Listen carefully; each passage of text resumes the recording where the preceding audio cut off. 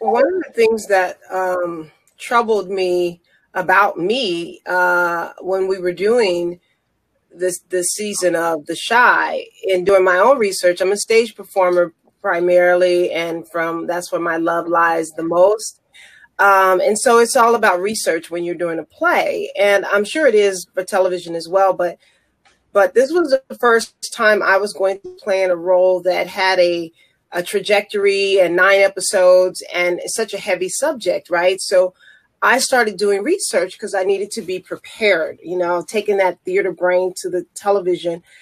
And I was so amazed at how much information I didn't know about brown girls going missing, or the neglect and I knew that of course, we know overall, you say you're black or it's a black issue or a person of color issue, unless everything is given attention to it.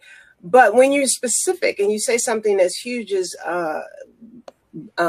girls going missing or children and being trafficked, and to know that our system still, turns a cold shoulder, and that the media still is unwilling to value the lives of Black folk and brown folk, was just gut wrenching. I also discovered that even at the time we were shooting The Shy, Chicago was looking for someone that they believed to be a serial killer, because over 58 women and young girls had come up missing. And they didn't want to call it a serial killer, and yet it had similar, what do they call it when a person does the same type of, if strangulation, they do everybody the same way. And I couldn't believe it. I was just, this like out of my back door, around the corner, up the street. And they always, like Natalie and Nicola said, always made them, they were either runaways, drug addicted, prostitutes, or they couldn't just be like my daughter in the television show, a young girl who got snatched. Right. They couldn't be that.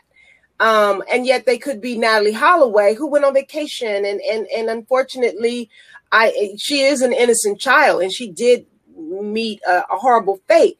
But that happens to Black folk too, and we don't get the media attention. So that was really gut wrenching for me, that I didn't pay attention to that, and I consider myself aware. Right. And once I got in touch with Nicola and Natalie, I am not an organized individual, sadly. I want to be. I think I am most times, but then nope, I miss something. Mm-hmm. And so what I really found myself being like, well, here are two organizations that are doing it. They're doing the thing that I would want to do if I were in any way organized enough to do it. Right. So why create a third wheel when you've got two really strong ones pulling the buggy forward? You know what I'm saying? So I thought, well, you know what? If I said to Nicola, I'm in. If I want to be involved.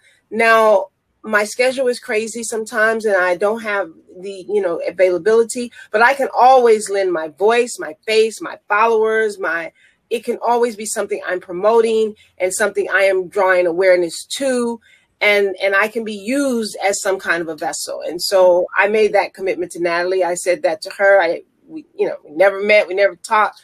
Once we did, it was like, please let me be involved. And I feel the same way.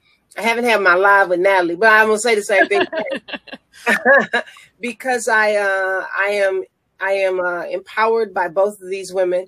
Oh, don't get emotional. Snap, snap. I feel empowered by both of you. I feel disheartened that we have to fight so hard for something so important. Yeah. And it's what feels like something so just obvious. You know what I'm saying?